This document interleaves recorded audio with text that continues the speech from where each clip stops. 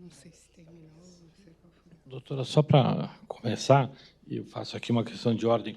Nós entramos na sala de audiência, nós não estávamos com o celular, eu tenho um caderninho aqui anotando as perguntas que eu iria fazer, acaba a audiência, nós chegamos na sala ao lado, a senhora me pediu se eu poderia abrir o sigilo do celular do Worcari, e eu disse que não abriria, porque nós tínhamos receio, inclusive, dos vazamentos. As questões colocadas aqui pela senhora, questões que vieram do ministro Dias Toffoli, já estavam sendo noticiadas pela Malu Gaspar, e falo com tranquilidade porque nós processamos, inclusive, a própria Malu Gaspar, então não veio da defesa e não nos ajuda em nada isso. Mas é bom que fique consignado que as perguntas que foram feitas, e aqui, com maior respeito das autoridades, mas é bom que se diga, as perguntas que foram feitas hoje aqui, pela senhora, que eram perguntas ditas pelo ministro, estavam na imprensa noticiadas quando acabou o ato.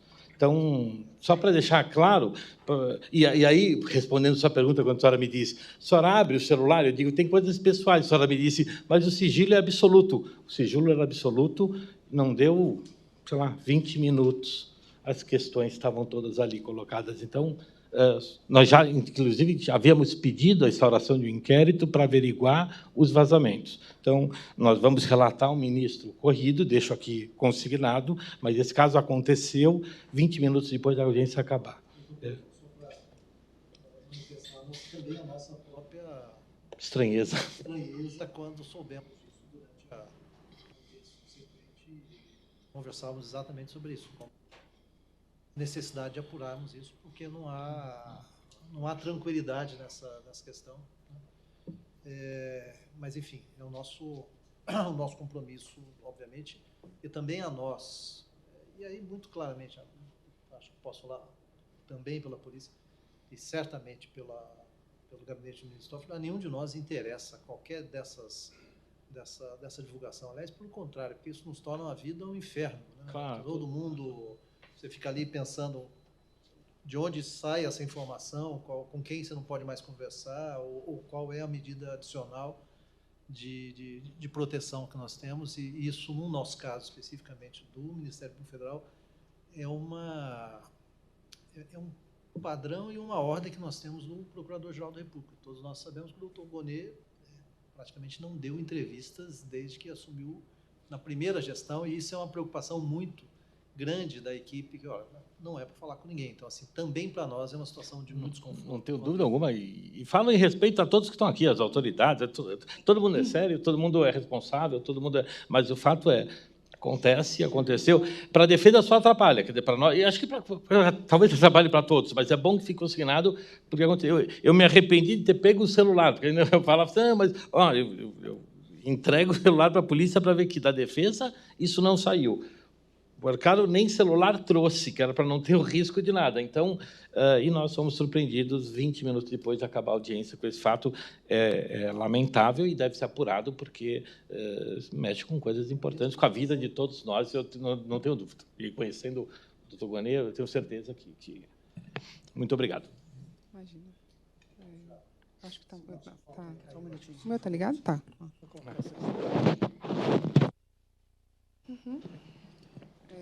Então, a gente vai proceder aqui à cariação com algumas perguntas. A intenção é que seja breve, de fato, com alguns elementos que foram identificados. Eu vou fazer algumas perguntas e aí eu vou passar o doutor Birajara conduzir a maior parte das perguntas, etc. Iniciando, houve uma divergência que nós consideramos muito interessante, enfim, que merece ser explorada, é que o senhor Worcari, durante seu depoimento, diz que, a partir de janeiro, a partir da data de comercialização das carteiras da Tirreno, o senhor informou ao BRB que o doutor Paulo Henrique estaria ciente que essas carteiras seriam de originadores, seriam originadas por créditos da Tirreno. O senhor confirma? Não, na verdade, a gente anunciou que a gente faria vendas, né, naquela ocasião, de originadores terceiros. A Tirreno, nem eu mesmo sabia naquela ocasião, se eu não me engano, que existe que o nome Tirreno, né? Acho que a gente chegou a conversar por algumas vezes, que a gente começaria um novo formato de comercialização, que seria de terceiros, carteiras originadas por terceiros e não mais originação própria. Então, o senhor avisou, então, que seriam carteiras originadas por terceiro. Sim, eu não me lembro a data específica, mas a gente chegou a conversar em algum momento que a gente teria essa comercialização desse novo tipo de carteira. Senhor Paulo Henrique, eu gostaria que o senhor comentasse essa afirmação. Meu entendimento, que eu coloquei aqui mais cedo, é que eram carteiras originadas pelo Master, que haviam sido vendidas ou negociadas a terceiros e que o Master estava recomprando e revendendo para a gente. Não tem essa informação de ser revendida pelo Master. Eu sabia que eram carteiras naquela ocasião dos mesmos originadores que faziam originação para o Master, ou seja, era um ambiente já de clientes que faziam parte do nosso ambiente ali do Credit System, mas não especificamente que tinham sido originados por nós. Mas quando se apresenta a carteira para a comercialização, esse documento de origem também não faz parte do portfólio de documentos entregues à instituição que vai adquirir? Qual o documento de origem? O originador do crédito da carteira, por exemplo. Eu não conheço no detalhe o procedimento da originação, mas eu acredito que quem fez a originação na ponta não é uma informação que está nos procedimentos, até onde eu entendo, não faz parte. A documentação não. Normalmente a gente recebe uma planilha com a lista de todos os créditos, CPF, data de originação, valor, taxa, todos esses parâmetros, órgão conveniado e um conjunto, uma amostra de contratos e de comprovantes de averbação. Essa informação. O risco no final é o cliente da ponta final. Então, quem originou, como eu falei inicialmente, não é relevante no processo de risco. E quando o senhor foi perguntado explicitamente, ou o senhor, a sua equipe, foi perguntado explicitamente em algum momento pelo BRB quem seriam as originadoras? Porque o senhor fala que já tinha falado desde o início, e o doutor Paulo Henrique ele vem aqui e nos traz a versão de que houve esse encaminhamento de uma pergunta específica para o senhor, para a sua equipe, de quem seriam os originadores daquelas carteiras que estavam sendo compradas ali no mês de janeiro, fevereiro, e que a resposta obtida é que elas teriam sido originadas pelo Banco Master. Então, houve, só para a gente poder esclarecer bem, e a resposta teria sido essa, é isso? Eu posso só colocar de uma maneira um pouco diferente. Na nossa visão, eram créditos originados pelo Master, vendidos em algum momento, que estavam sendo recomprados. E, nesse ponto específico, a gente seguiu comprando essas carteiras até abril.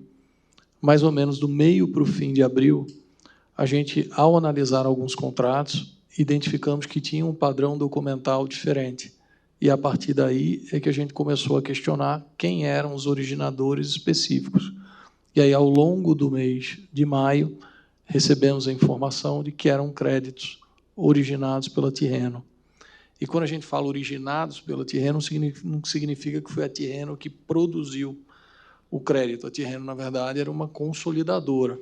A gente, logo depois, nesse mesmo pacote, recebeu a lista dos 20 correspondentes bancários que eram os originadores que submetiam a Tirreno e que dali subiam. Acho que, em relação a esse ponto, as versões estão postas, né? Há um outro ponto que também bastante, aparentemente, controvertido, que diz respeito às substituições.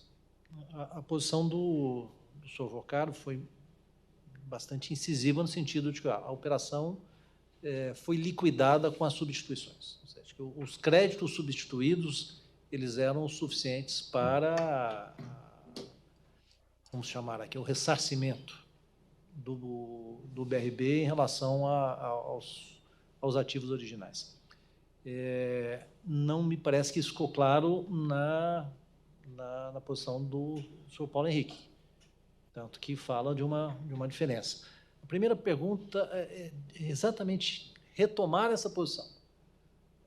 Os créditos substituídos, ou os créditos substitutos, digamos assim, os que entraram no lugar da carteira original, eles liquidaram, zeraram a operação, ou, por conta da diferença de modalidade, de risco maior, há ainda haveres por discutir? Sim, eu mencionei na minha fala que a gente negociou 100% da troca e ficou faltando, no momento que houve a liquidação, se eu não me engano, 1,4 ou 1,6 bi, que não tinha sido efetivamente trocado por questões de formalização que a gente não tinha terminado.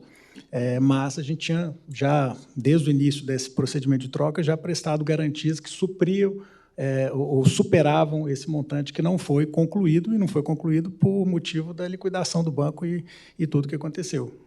Acho que a gente disse as coisas de uma maneira diferente, mas que vai chegar na mesma conclusão. Ou seja, dos 12 bi 700, tinham sido substituídos 10 bi 200. Tinha 1 bilhão e 600 de treasuries em processo de liquidação e existiam 9 bilhões de garantias adicionais. Ou seja, E quando ele fala em processo de liquidação, já tinha sido feito um contrato de transferência para o BRB, mas o BRB não considerava que havia sido concluído a transação porque faltava questões formais, procedimentais de transferência. o cara crachá, né? A foto do momento, 10, 200 e pouco. Agora, a precificação desses 10 e 200, dada a diferença de liquidez e de característica dos títulos, isso pode ser considerado como firme, digamos assim? Ou esses valores ainda dependiam de algum tipo de validação dessa precificação? A gente tem várias categorias de ativos colocados aí. Então, nos créditos consignados, firme, não tem discussão de valor. Nos créditos pessoa jurídica, firme, não tem discussão de valor. Nos imóveis que tiveram, inclusive, avaliação de terceiros independentes, não tem discussão de valor. Tem uma parte que são ações de empresas. Essas ações de empresas estavam em processo de avaliação. Pode haver discussão de valor sobre isso aí. Os CRIs e os FDICs? Os CRIs e FDICs não tem discussão de valor. Pelo contrário, a gente passou com deságio do valor já, que era do book do próprio cheguei a Quem comentar. atribuiu o valor em relação a isso? Quem atribuiu o valor fomos nós. BRB. Nós colocamos 2 bilhões e 100 aproximadamente de deságio em relação a esses instrumentos, e em relação também aos imóveis houve uma diferença de valor significativa. Por isso que eu cheguei a comentar que tem entre 2,5 bi e 3 bi de reais, num valor abaixo do valor que estava registrado lá. E essa precificação foi feita pelo grupo interno do próprio BRB ou teve contratação? A parte de imóveis, avaliação independente, a parte de créditos é valor interno. Não tem muita discussão sobre isso. Nesses ativos que o senhor mencionou, por exemplo, a ação, o senhor tem como mensurar quantos por cento é dessa carteira? Quanto a precificação ainda está... O que estava pendente eram 800 milhões de precificação. Que é o que é relacionado a ações e esses ativos mais voláteis. São só ações. Só ações. O único item pendente de avaliação de preço eram as ações. Todos os outros, inclusive com deságio que foi considerado, o BRB não deve ter expectativa de mudar esses valores. Entrando um pouco mais na técnica, não sei se é pertinente, mas para cada um desses créditos a gente calcula uma perda específica, chamada de perda esperada. Em média, esses ativos deviam ter entre 10% e 15% de provisão no Master, e a gente colocou 30% em média de provisão no BRB, que é os 30% de deságio, que dá esses 2 bilhões e 100, que inclusive é matéria que foi fornecida ao Banco Central. Não sei se você lembra, a gente chegou a mandar uma planilha anexa para o Banco Central num dos ofícios, demonstrando essa diferença de deságio e de preço a favor do BRB. Em relação a esse ponto, acho que não estão postas as versões, acho que...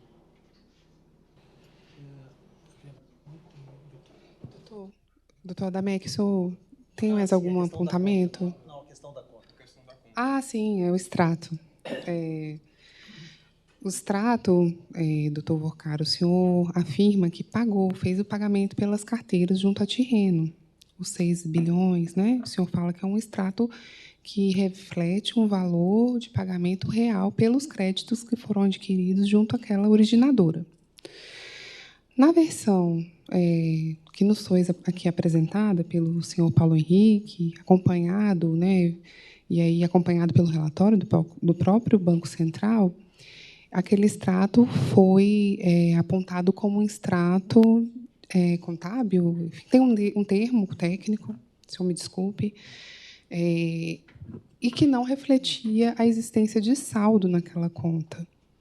O senhor mantém a sua versão? Claro que eu mantenho. A gente fez uma conta transitória, a gente não registrou a venda, como eu disse, a gente não pagou nenhum real, eu mencionei isso claramente, a gente não foi pago nenhum real para a Tirreno, mas sim, quando a gente recebeu os valores da venda, a gente deixou numa conta que era uma espécie de conta escro, então, que era o a senhor conta não reserva. pagou pelos créditos da Tirreno? O senhor está falando que não pagou?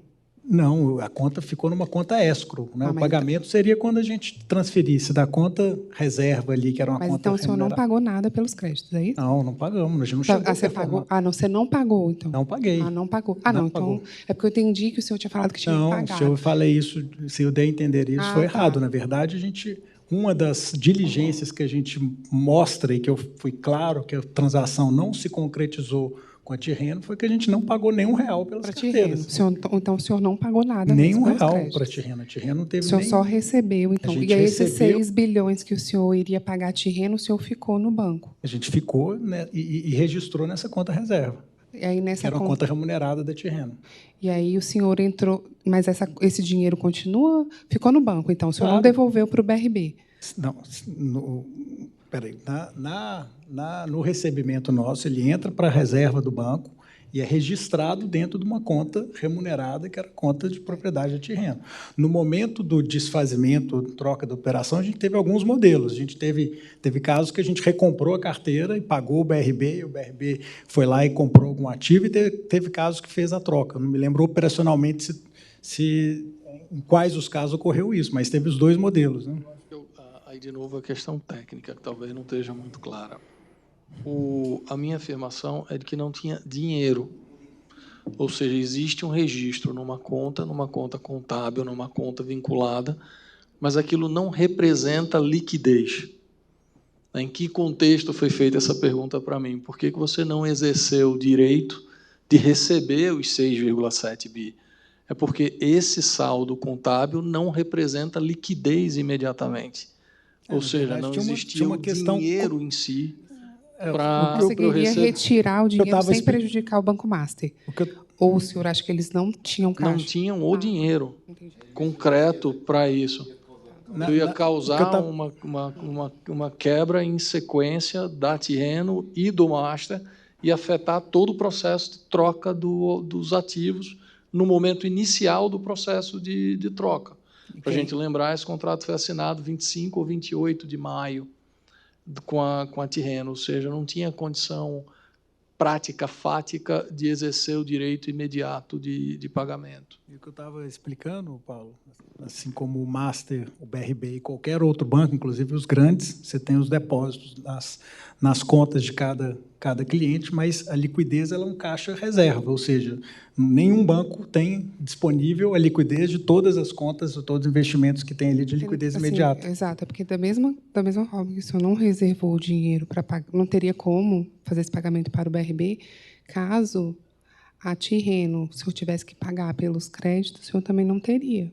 A gente, como eu disse, até o dia 17 de novembro, a gente honrou todos os pagamentos, todos os resgates do banco. Óbvio, com dificuldade, com planejamento, porque a gente estava vivendo um momento ali de crise de liquidez, mas, sim, a gente, no momento inicial, obviamente, quando a gente ainda estava em tratativa, existia o planejamento da fusão ou da aquisição do BRB, que estava adquirindo o Banco Master, mas, independente disso, assim como a gente honrou os outros pagamentos, e honramos, nesse caso, também com o BRB, por meio da venda de outros ativos, a gente com certeza iria honrar. Até o dia 17 não existiu um cliente que pediu resgate ou que fez tinha algum compromisso do banco que não tenha sido honrado. E aí, Daniel, acho que tem uma coisa também, de novo, numa questão mais técnica, que é, você pode dar um ativo em dação de pagamento. Então, num caso concreto, a devolução do crédito, ou a recompra do crédito para o master poderia cumprir a obrigação dele de pagamento a terreno com a entrega do próprio crédito, sem movimentação Que é o que financeira. aconteceu ao final. Não, existia essa previsão contratual, mas o que existia era uma previsão de desconto daquilo que seria recebido. E, em tese, como que seria recebido? Deveria ter recebido, ser controlado, recebido pelo BRB, e aparentemente não houve esse saldo, não teve nem como a Tirreno fazer esse controle e ter essa compensação. Isso também eu entendi quando eu li o contrato, apesar de não ser técnica, mas, assim, como não houve movimentação financeira, né, isso também nem se observou. Veja, doutor, só para finalizar, entre março e novembro, a gente deu resgate de quase 10 bilhões de reais para clientes, para investidores que resgataram do banco. Ou seja, o banco estava operacional. O caso da Tirreno, o que aconteceu foi que a gente realmente foi pego de surpresa na questão de um desfazimento num volume grande. E aí sim entra uma questão comercial, de se combinar, de se planejar, de se programar ativos. Eu acho que tanto o Banco Master quanto o BRB foi diligente e conseguiu concluir a troca e a execução e a não concretização do negócio inicial com as carteiras, sem, como eu disse no começo e volto a afirmar, sem qualquer prejuízo para o BRB.